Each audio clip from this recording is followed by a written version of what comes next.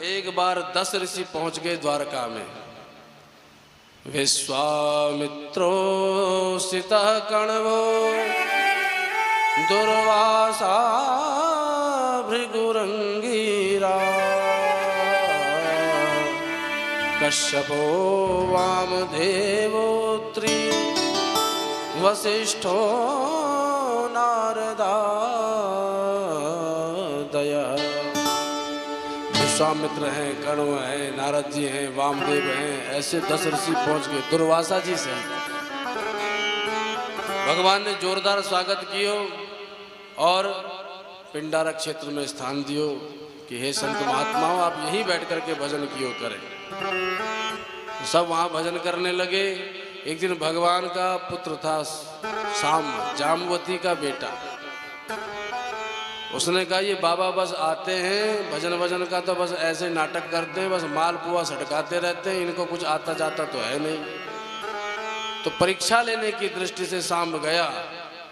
उसके अन्य भाइयों ने उस पर कपड़े लपेट लिए, सुंदर दुल्हन का स्वरूप धारण करा दिया और पास जाकर के बोले, पंडित जी प्रणाम।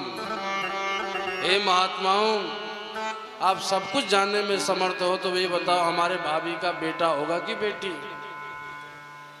अब महाराज कोई महात्मा आंख बंद करे, कोई नाक बंद करे, पर काहों के पल्ले कछु न पड़े, क्योंकि भाई स्त्री होए तो कुछ पल्ले पड़े ना, वो तो पुरुष है। पर जब कुछ कोई बता नहीं पाया तो बच्चे हंसने लगे, अरे अरे देखो बाबा को कैसी शक्ल बना दी। कह रहे थे कि हम अभी बताते हैं पर कुछ बता नहीं पा रहे। अरे बस बैठे बैठे मालपूरी से सटकाते रहते, कुछ आता जाता नहीं है इनको।